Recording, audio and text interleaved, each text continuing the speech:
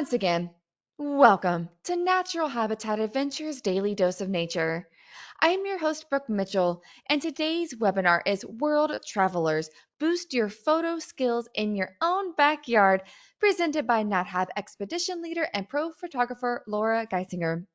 Thank you so much for being here today, Laura. Over to you. Thank you, Brooke. And thank you all for joining me today for this webinar. And I just want to give you a little bit of background on why I chose to do a webinar on this topic. I have been guiding for natural habitat for quite a few years now.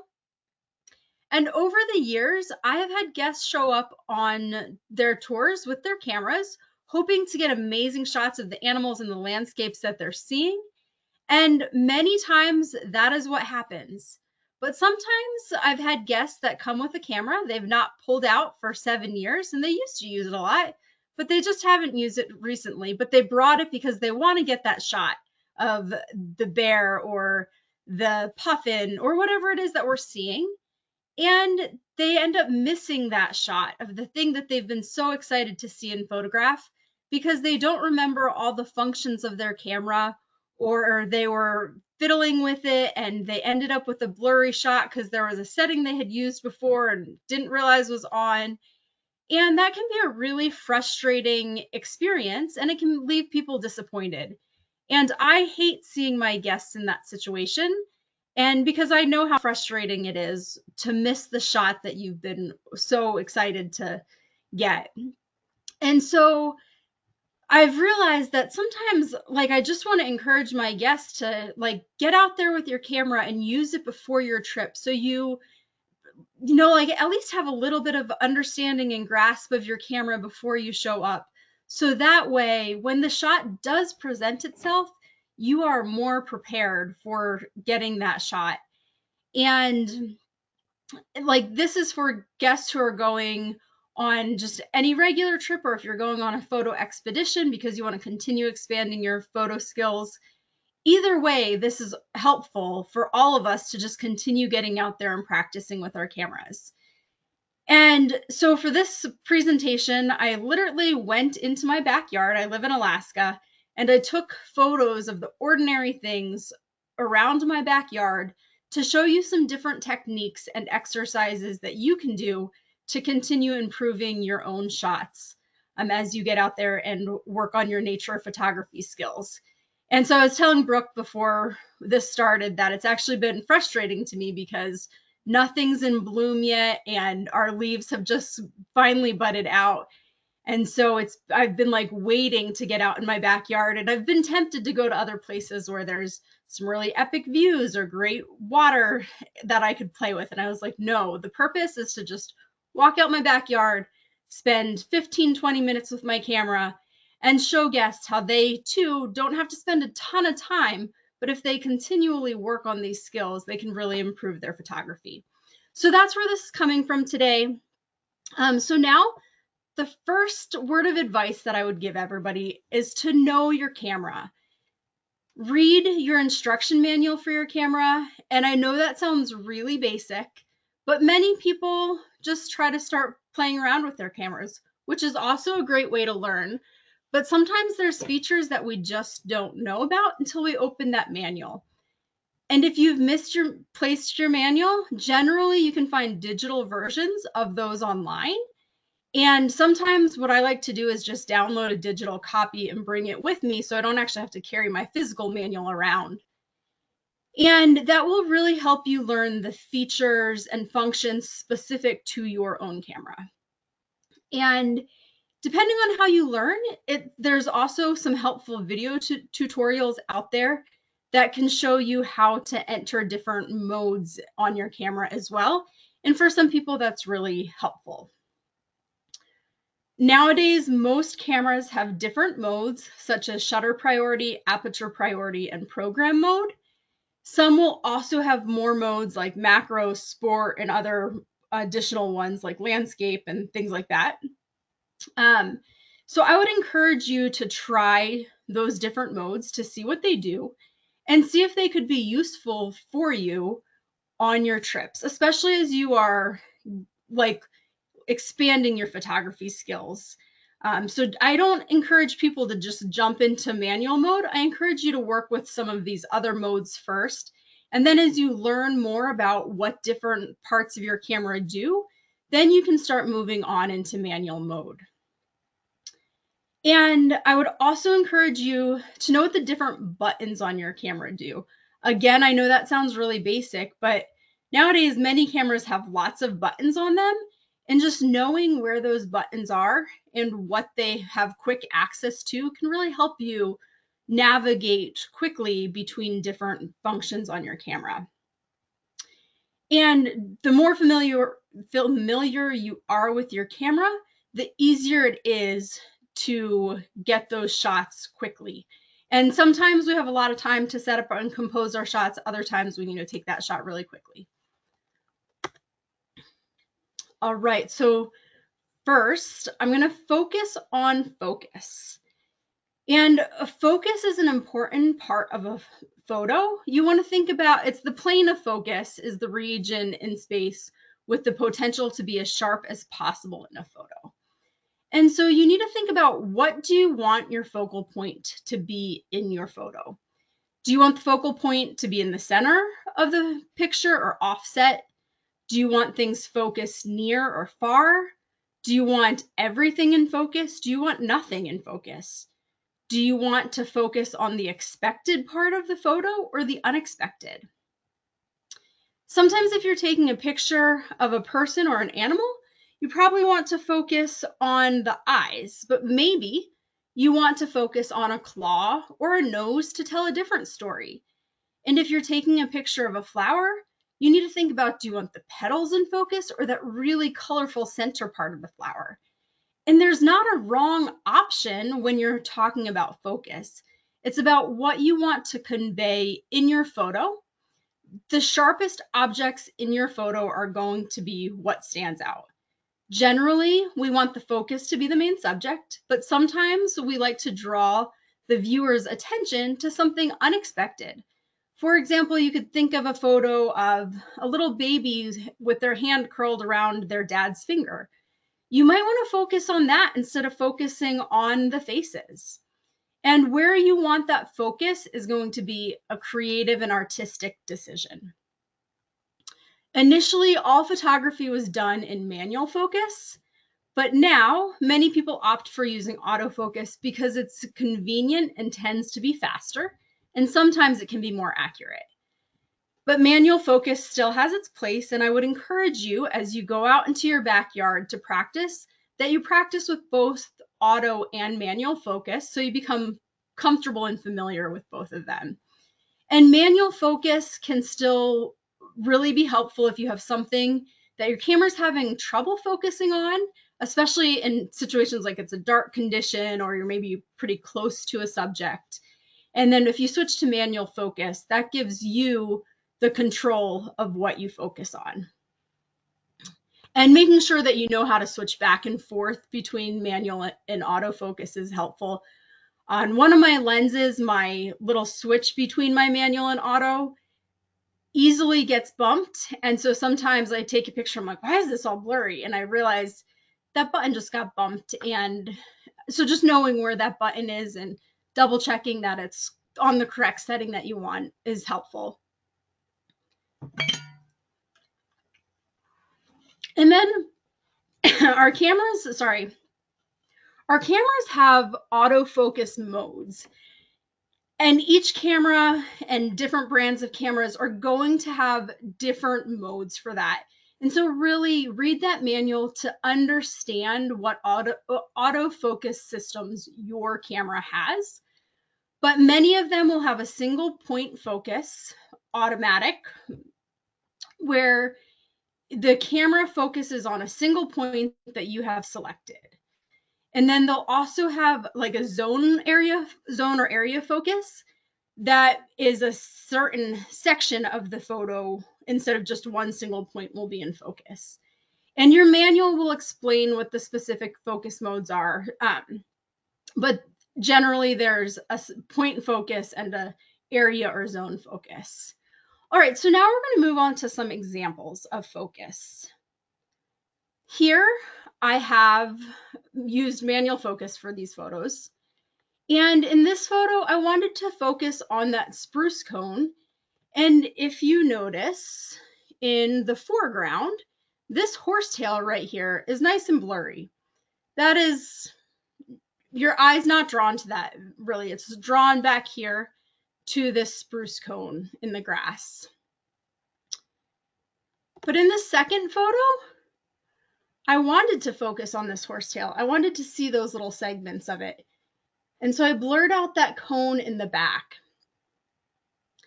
And these photos show you two different things based on where I chose to put my focus. And again, there's not a right or a wrong. It just changes your photograph in the story that it's telling. Again, here this is a rose bush, and I wanted to focus on the leaves here. So you could see that there's lobes on these leaves. But in this photo, I blurred the leaves, so you can barely tell that there's lobing on those leaves. But you can see those thorns on the branches, and if you look closely back here, you can see there's little tiny hairs on where the flowers, which then will eventually become the rose hip, are in the back. And so again, focusing on two different things, same subject, but I just shifted where my focus was to tell a different story. Nowadays, many cameras also have a tracking feature of focus. I encourage everyone, if you have this on your camera, specifically if you are going on wildlife viewing trips, to play with tracking before you go. And tracking is a great thing with these newer cameras. Like, you can get some incredible shots, but it can also be frustrating if you don't know exactly how it works. So pets are a super helpful subject to start practicing using your tracking on. I don't have any pets because I've gone a lot with guiding, but my neighbor does have some chickens that wander into my yard. And so I was practicing my tracking with the chickens. And you can see with the tracking, the camera focuses on the eye. So you can see here it focused on the chicken's eyes, but the chicken was moving and it was like scurrying about in my yard. And so you still get motion in the chicken itself, but its eyes are nice and clear and in focus. So it's a fun challenge is to work with the tracking. And then if you master your pets and feel like they're moving a little bit too slow for you, trying to track birds can also be a really fun challenge to tackle to expand your skills a little bit further. And again, not all cameras have tracking, but many of the newer ones will have a tracking feature. And get out there and play with that. And then when you are on a trip and see wildlife coming into view, you can just get your camera set to that tracking focus, and you can have it track the animal's eye as it moves across the landscape in front of you. Okay, something else that we're going to start talking about is shutter speed. And your focus can be influenced by many things, including your shutter speed. So the shutter speed is the length of time that your camera shutter is opened, exposing the light from the outside world onto your camera sensor.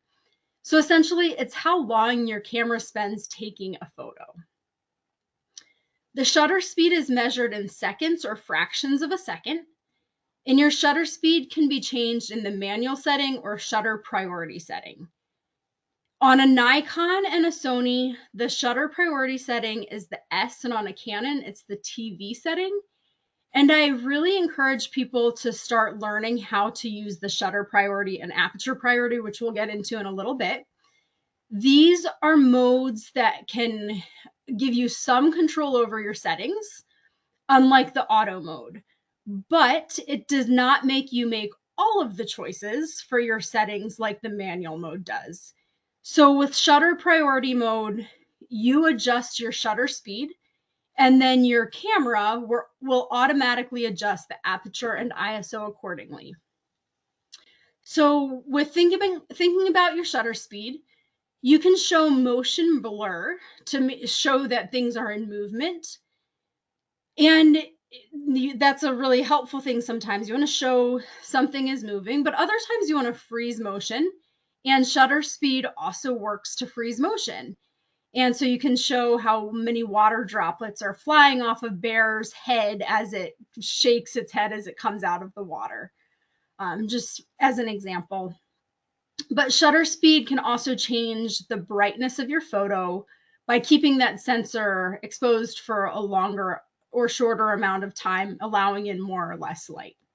So again, we're going to move into some examples here of exercises you can do to practice your shutter speed. So here I switched into shutter priority mode, and it was kind of a windy day while I was out. And I was hand holding my camera, and usually about 1/15th of a second is where I start losing as crisp and clear of photos being handheld. If I can brace myself really good, sometimes I can get a little bit lower, but really I should be on a tripod. But with the wind, this slower shutter speed really shows the motion of these leaves as they were moving about. And then I changed my settings and I had a shutter speed of 1/600th of a second. 1/160th of a second. Sorry, I said that wrong. And then again, I did it again and changed it to 1/1600th of a second. And between these two photos, the clarity of the picture itself, like it didn't freeze the leaves much differently, slightly differently here. There's a little bit of motion in this leaf here that you don't see in this one. But you can notice that there was more light let in this photo than there is in this bottom photo that's a little bit darker. So again, I just put my camera in shutter priority mode and I changed the different shutter speeds to see the different effects. And I encourage you to go out in your yards and like try different shutter speeds and shooting the same image or same subject to see how that has different impacts on your image. So another example here was the chicken. This was moving versus the wind moving the leaves for me. And so on this photo, I had 1/25th of a second. And you can see that this chicken's foot and leg here is quite blurry. It's showing that the chicken is moving. It's in motion. Here, this chicken is pretty still looking. You don't see the motion in it. And that was 1/400th of a second. And then this last one here, like freezes that chicken's foot right here. And that was 1/800th of a second. But one other thing to notice in these photos is the amount of light that is in these photos. So just looking at those, and while again the motion between these two is, you don't notice a big difference between these two, but you do see that like on this chicken's head there is a little bit more light in there. And if I would have changed the shutter speed even faster, the sensor would have been exposed to the light for even less amount of time, so it would have created even a little bit darker image. So something else that can impact your focus is the aperture. And aperture is the opening in the lens through which light passes to enter into your camera. So like this image here shows you, it's this little, it's that when you're looking at your camera lens, if you change your aperture, you can see it's like an iris in your eye that expands and shrinks, controlling the size of your pupil. And that is essentially what your aperture is on your camera. And that adjusts as you move between the light and dark. But you can manually adjust that, or if you're in auto mode, your camera will adjust it for you. And so your aperture is controlling how much light you're letting in, and it controls your depth of field. And like the shutter speed, it can be changed in aperture priority or manual mode. Again, I encourage people to play with that aperture priority mode because you're starting to learn pieces of what your camera is doing in auto mode, but you don't have to have the full control like you do in auto mode. And really, these two, aperture priority and shutter priority, can be super helpful when you're out in the field and needing to make quick changes to your settings as you're shooting.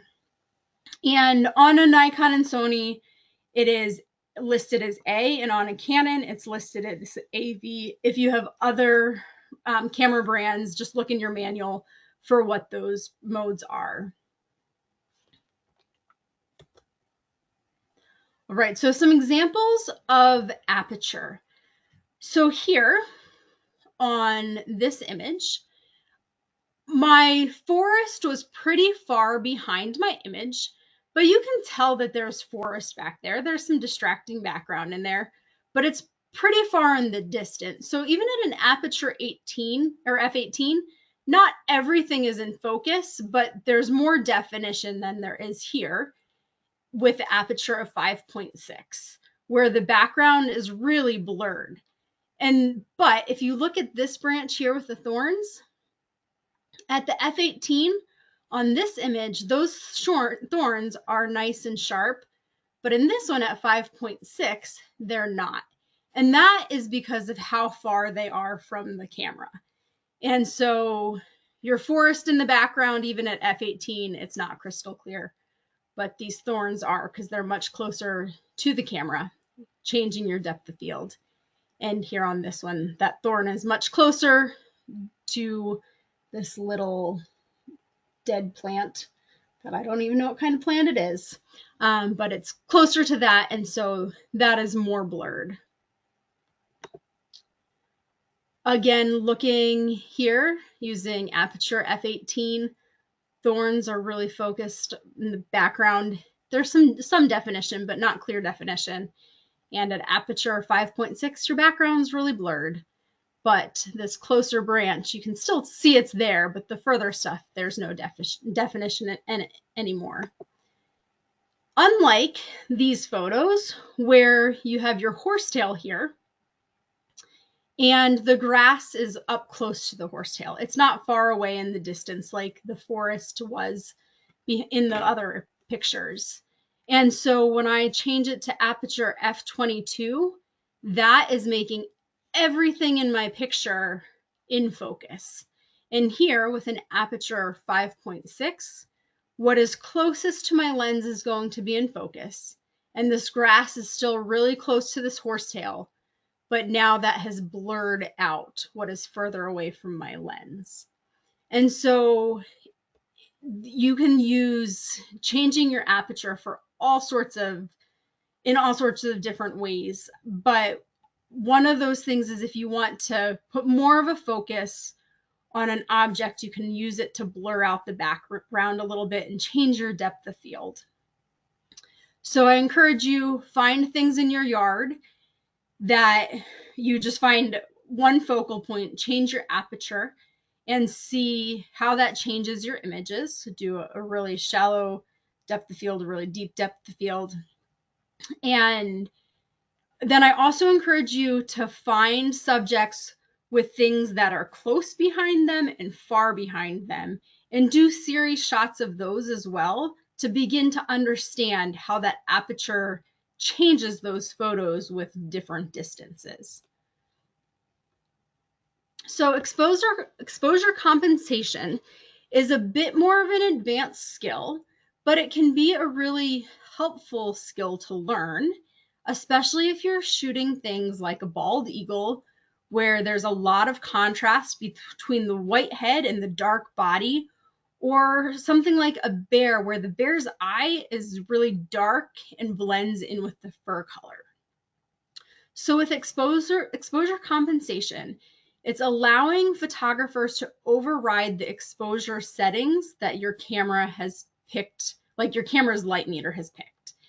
And so then you can darken or brighten images before you actually capture them. And to change your exposure compensation on your camera, you can do this in aperture priority, shutter priority, or program mode. And you're going to look for the plus or minus button.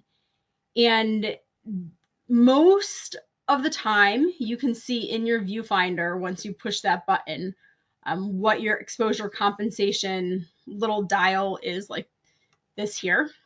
And you can then visually see, if I move it to the left, what happens? It makes it darker. If I move it to the right, what happens? It makes it brighter. And that is something that can be useful once you feel like you've mastered your focus in your shutter priority or aperture priority. Then start playing around with exposure compensation. That can be a useful tool to know. So here, this was just with my not adjusting my exposure compensation at all. That's what my camera's light meter said is the appropriate light for this. I wanted to darken it a little bit. So I moved my exposure compensation to the negative side and made it a little bit darker. Then I decided I wanted to brighten it a little bit. And so I moved it to the positive and made it a little bit brighter. Again, it's a little bit more advanced. And I encourage you to take a whole series of photos of the same subject where you can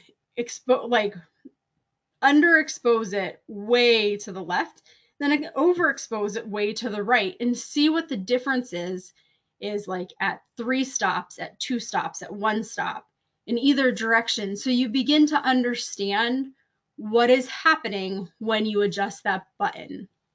And then when you are in a real life setting on a trip where there's a subject you really want to capture, but you're like, oh man, I lost its eye in its fur coat. What do I need to do? Well, maybe I need to brighten that shot just a little bit to make that eye stand out a little bit.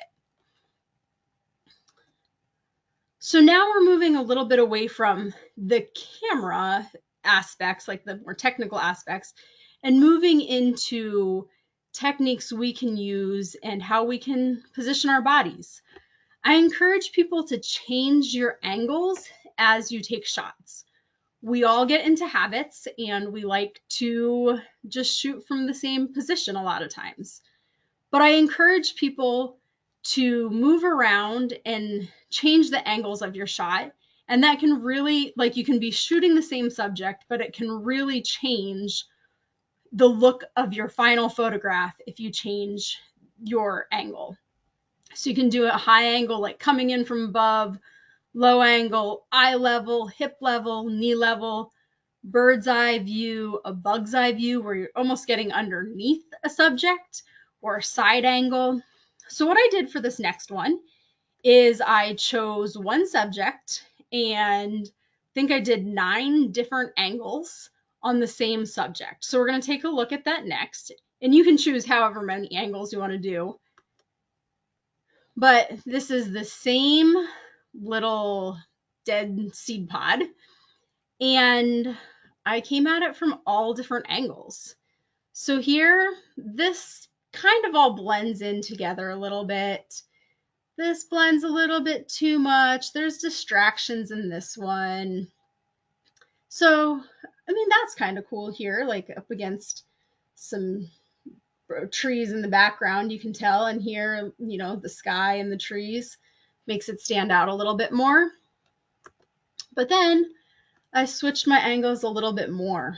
And here, I really like that just straight on shot where you can see the center. But there's a lot of distraction in the background on this. So maybe I could have zoomed in a little bit more and totally changed this photograph even more. And here, these angles aren't too different from each other, but this one here, I can really see those dried seed pods there and how they're stuck on. And that one, I can see them, but not quite as clearly. So again, just like changing your angle can really give you a different shot and a different view and photograph of the same subject. And sometimes changing that angle really makes a photograph more compelling than it would in just a traditional straight on shot or side angle shot. So I encourage you just play around with different angles. And again, there's not a right or a wrong answer. It's an artistic, creative decision-making process. So something else to think about as you are taking pictures is your foreground and your background. So you want to think about your framing, what is around the edges of your photograph. You want to think about how your foreground and your background can help tell the story. Sometimes you just want to focus on that subject and you don't want any foreground or any background. But sometimes you might have a bear that is your main subject of your photo, but there could be 3 other bears behind it that you want in the background to help tell that story that this bear is not out in that meadow alone. Or sometimes you want to capture the fact that a bear is creeping through the grasses. And so you want to include some foreground that shows this bear is creeping through. And you want to make sure that your foreground and your background are not distracting.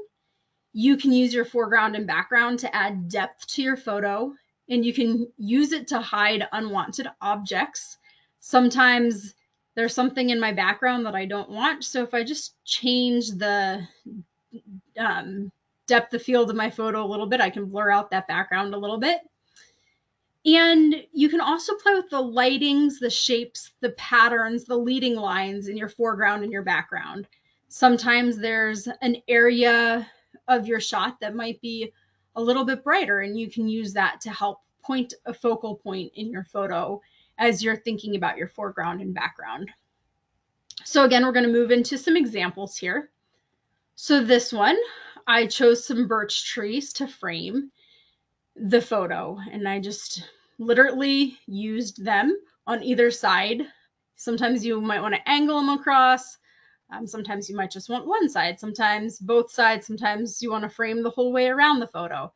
And I was really hoping a moose would have been cooperative and just walked into my shot, but it didn't. So instead we need to put this little bear in here to show you that you can just use like tree branches in this and tree trunks and branches in this example to frame the photo.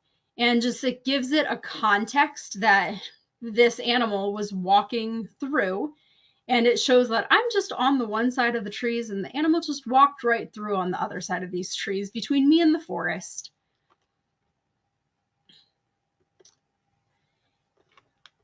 And with this one, if you look at the background here, there's some distractions in this background.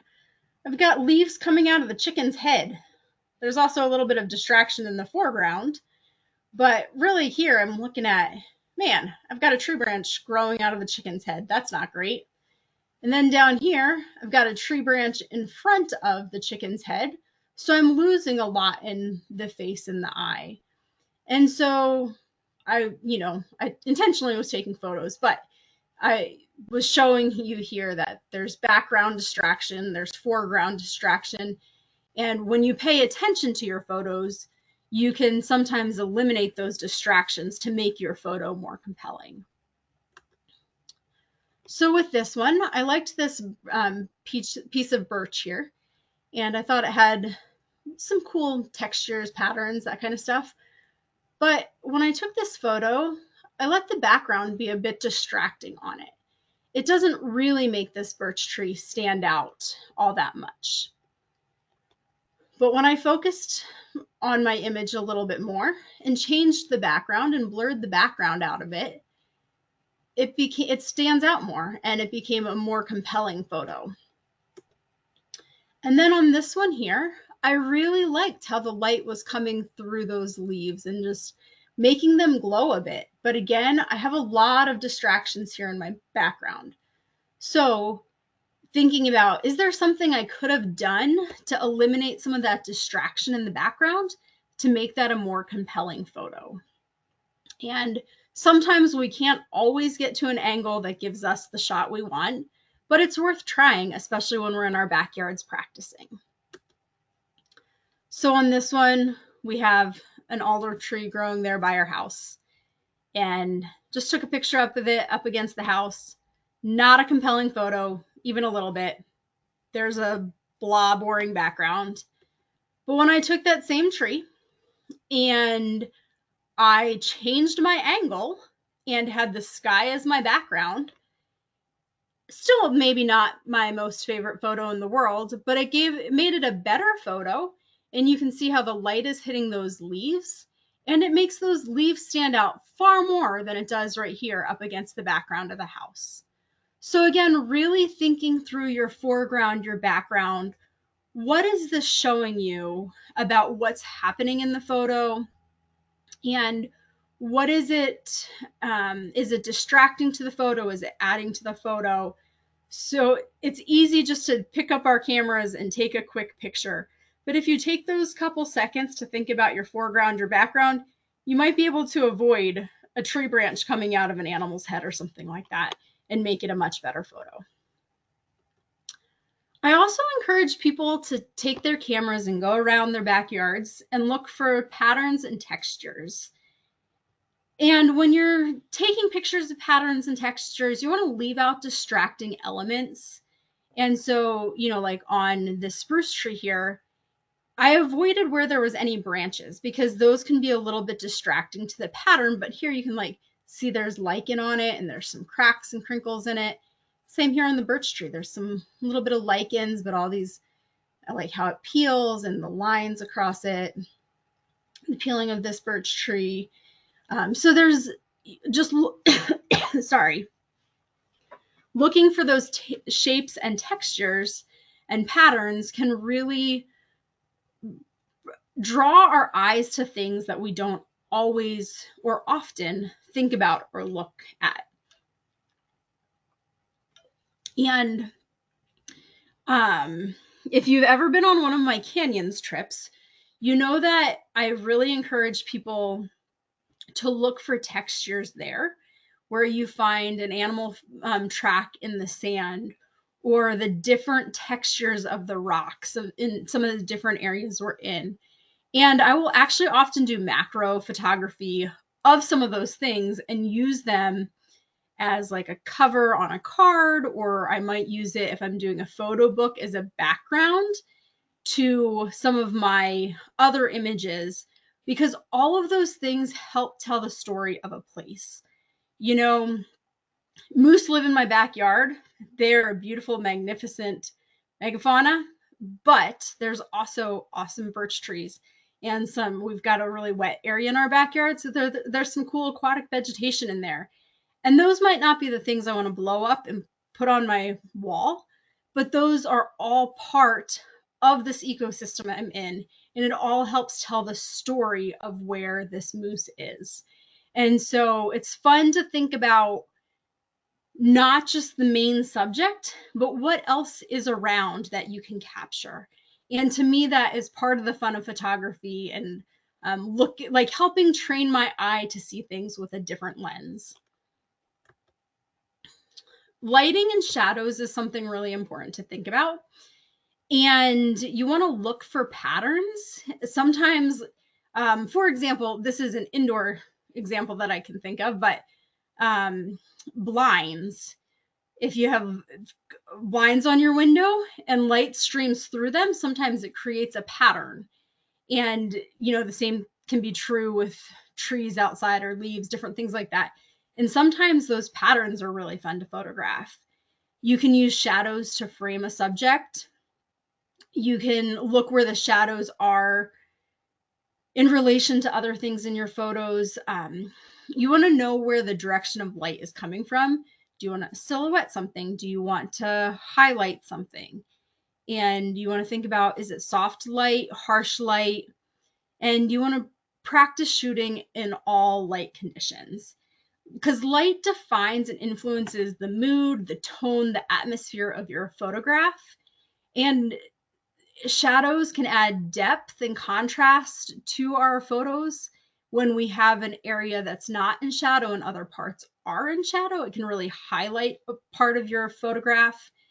And so the shadows and highlights can hide features or highlight features in our photos as well. So I encourage everyone to get out at all different times of day to photograph. Blue hour and golden hour are great times to photograph. I did not do that for this presentation because my sunrise is currently around 4:30 a.m. and my sunset currently around 11:15 p.m. And those hours aren't quite working with my schedule right now. But if you live in a place where you can enjoy golden hour and blue hour around your sunrise and sunset, I encourage you to do so. And I encourage you to get out in that harsh, bright midday sun and practice photographing in there, because sometimes that's when the things we want to see come out. And I encourage you to go out when it's cloudy and go out in all these different conditions so you have practiced and know how to adjust your camera settings for those different features. And again, if you look at your manual, the cameras have different white balances that can either automatically be adjusted to some of these lighting situations, or you can manually adjust them. And you can learn some about that in your camera manuals as well. And again, that's getting a little bit more advanced, changing your white balance settings and everything. But just learning where the light is really cool for learning to take different photographs. So again, a couple examples with shadows, like looking where this light is, right? And like looking into the forest and seeing how the shadows cast here on the tree and a little bit of a pattern. And, there's a bright area over here that's not in the shadows. So I could walk around to the other side of the trees maybe and shoot differently over there than when I'm shooting here in the shade. And again, seeing these highlighted spots and these darker shaded spots in the photograph.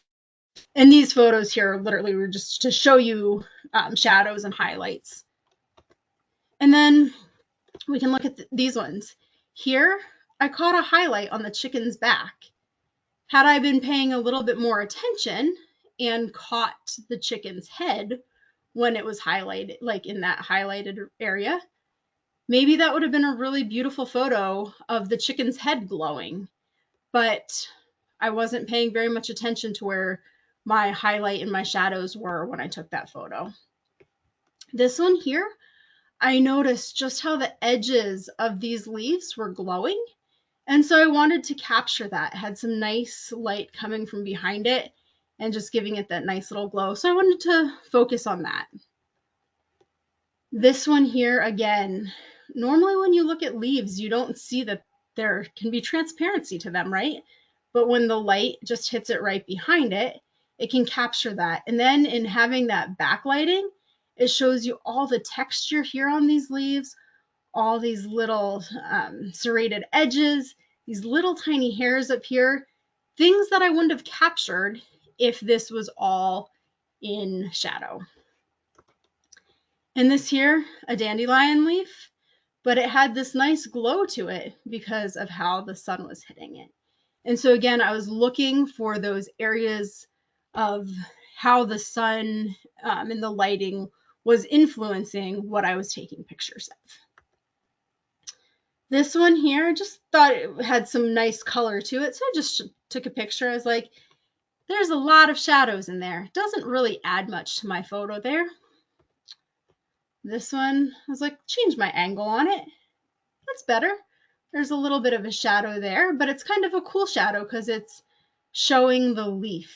It's not, it's more defined of a shadow. Then I did this one up here that I actually probably is my favorite set of this series, that I was more straight on the leaves, but then there's a little shadow that gives a little bit of depth to this image here. And then you can also see how, my focus point is here at the center and blur the background a little bit more. So all of these features are coming into play together as you start putting them into photographs. And then I also encourage people to take pictures of things you don't usually photograph. Want to look for things that don't usually catch your eye, and you want to shoot things that sometimes you might find boring. Are dandelion leaves my favorite thing? No. But the day that I was out, there were some really cool ones that were just, the light was hitting them really cool, and so it was fun. And you can see this red contrasted with the green. Water droplets are fun.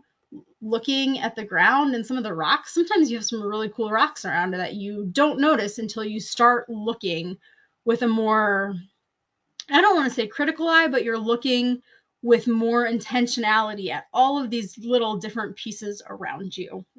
And so I encourage you to think outside the box for things that you would photograph. And that is part of the challenge of these exercises of shooting in your backyard, but it's also part of what helps train your eye to see things in a different way that you might not otherwise notice when you're out and about in other areas. Like you might notice a footprint that you've never noticed, would never have noticed prior to doing these exercises, because you've now trained your eye to look for all these little things around you that you normally wouldn't think about, but you've now started to see them through with a different perspective. And so you're looking for different things to capture. And then we don't have time today to go over all of these things in depth and give you examples of each of them.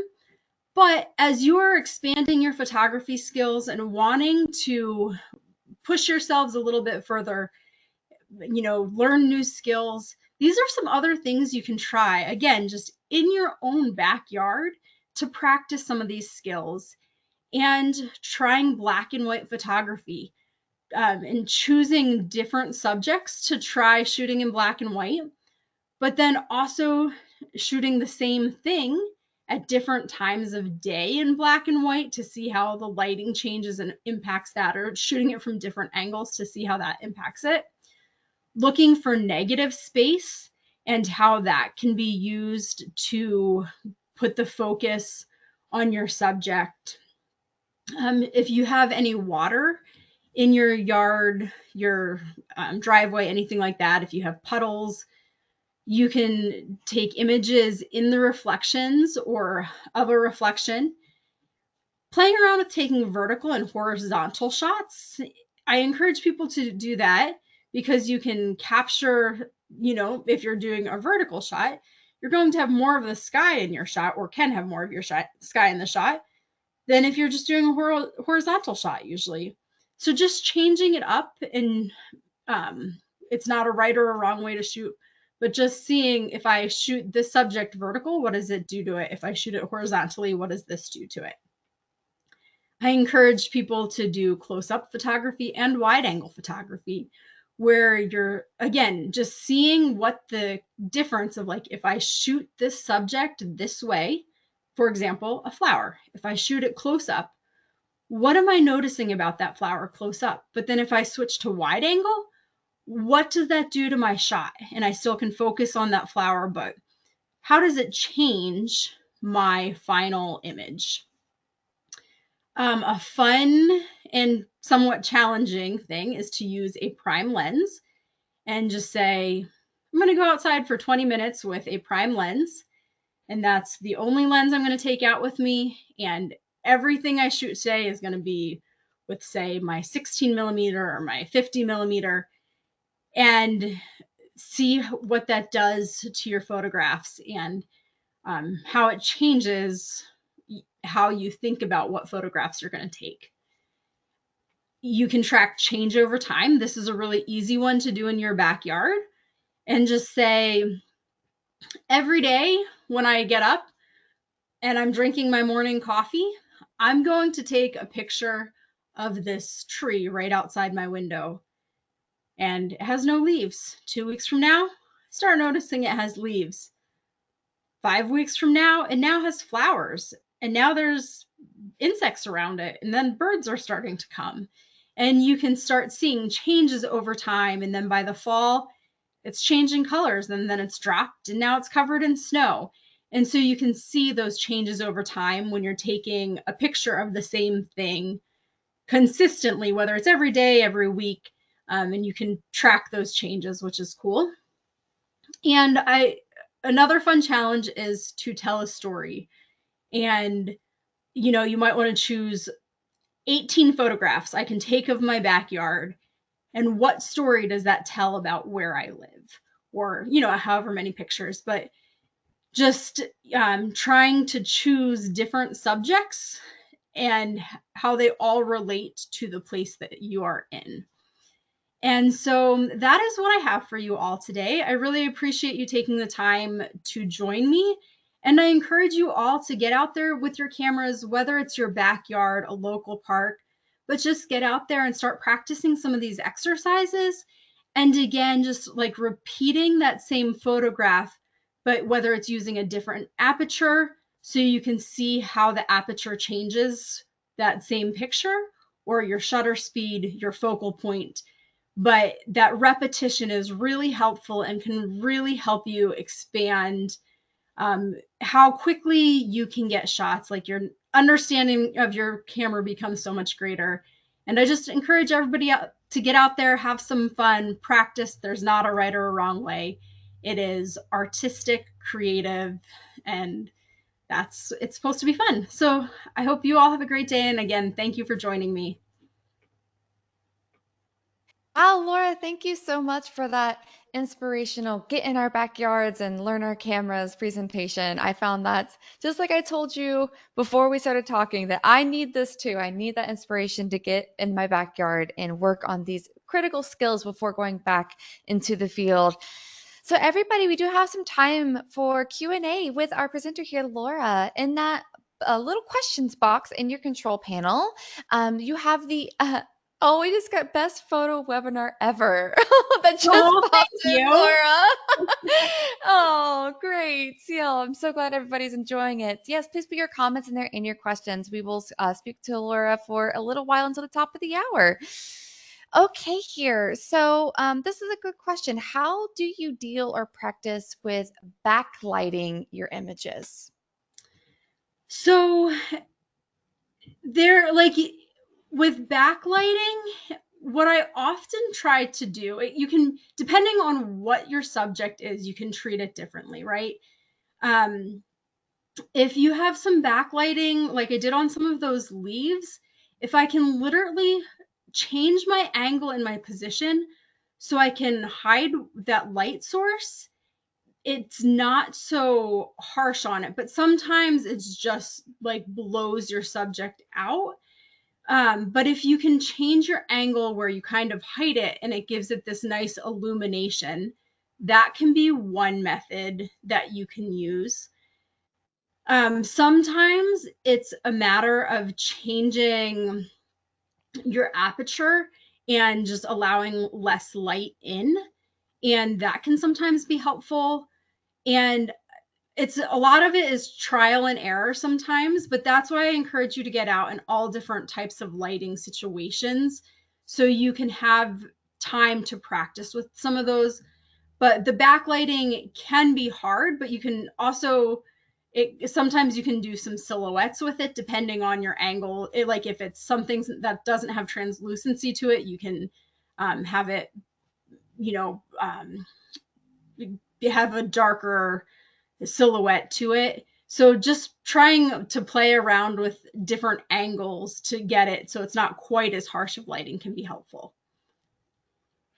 Great, thank you.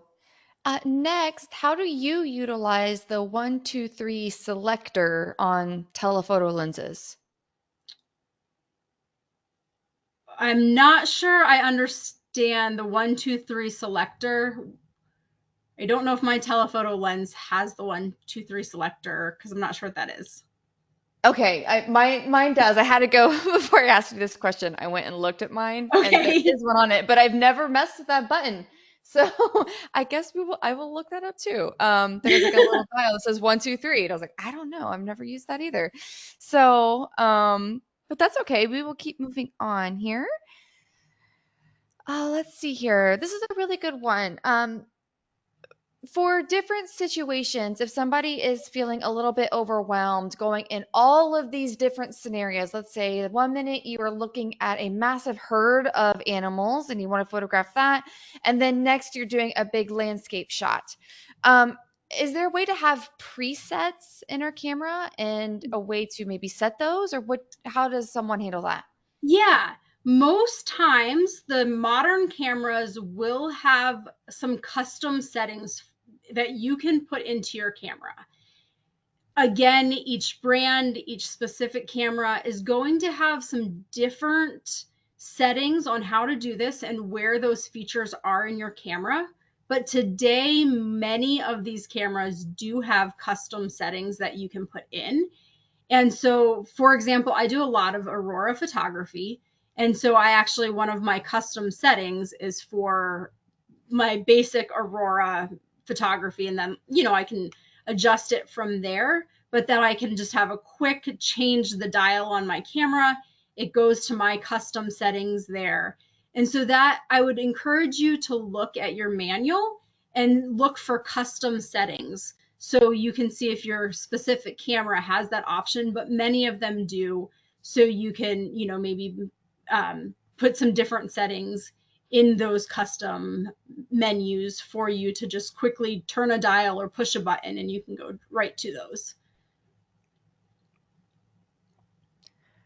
Perfect. Okay. And is there anywhere online or a resource that if somebody wants to figure out which specific settings to put into those custom presets, does anything come to mind?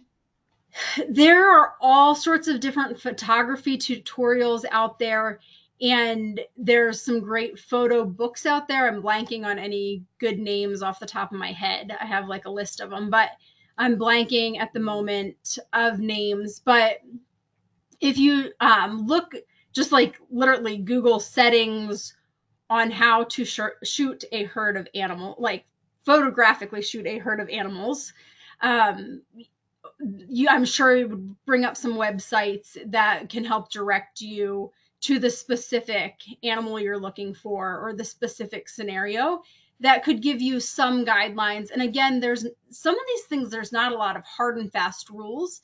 It's, like what do you specifically like? But sometimes you can get some nice guidelines of like, oh, this photographer, this is their general settings for that. So I'm going to try that and see how it works for me.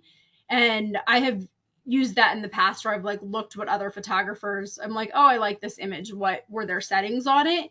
And then try to replicate that. And it doesn't always work because even between different camera brands, some of those settings aren't always going to give you the exact same results because in scenarios are different. Like your lighting outside might be slightly different than theirs were, but it's a good place to start is literally just Googling camera settings for whatever you're trying to photograph. Great. Thank you. We're nearing the top of the hour here, so this will go ahead and be the last question because I think that all of us can relate to this one. What do you recommend we do to get more creative shots or mix it up, we should say, when you're not able to change your position in relation to the subject? Like, let's say we're in a safari vehicle. Like, I can't get closer to that cheetah. You know what I mean? Right. So, what should we do with our camera in those type of settings? If you can change your focal length, so like zoom in or out, that can be something that's helpful. And sometimes we might not be able to change our angle if we're in a safari vehicle, but we might be able to change the angle of our camera a little bit. Like we might be able to raise it up above our heads a little bit instead of just like having it at our face. We might be able to raise it up a little bit. I understand that not all scenarios you can, but really focusing on that, your zoom length can, like if you've been keeping the whole animal in focus, try to maybe just focus in on its nose and what does its nose look like, or just its eyes, or does it have a cool hairdo that you can take a picture of that, is one way if you really can't change your angle at all. But if you can change your angle of your camera at all, that's a great thing too. Fantastic, Laura. Well, that's the last question we will take for today. So I will turn it to you for any last closing comments. I just want to say thank you all and have fun out there with your cameras. I always love seeing guest photos on trips and hearing like tips from you guys as you're out there too, because we've all got things to share and learn from each other. So thank you all. Absolutely. And thank you, Laura, for taking the time to give us this fantastic presentation. And I would like to thank everybody who tuned in. Join us tomorrow for our next daily dose of nature. You can check out this week's lineup, including registration links, on our website at nathab.com/webinars. We did record today's presentation, and we'll have the replay available on our website soon. Remember, if you're a part of a photo club and would like a NetHab photo guide to speak to your members about nature and travel photography, please email us at webinars@nathab.com. And with that, I will conclude the webinar. Goodbye, everybody.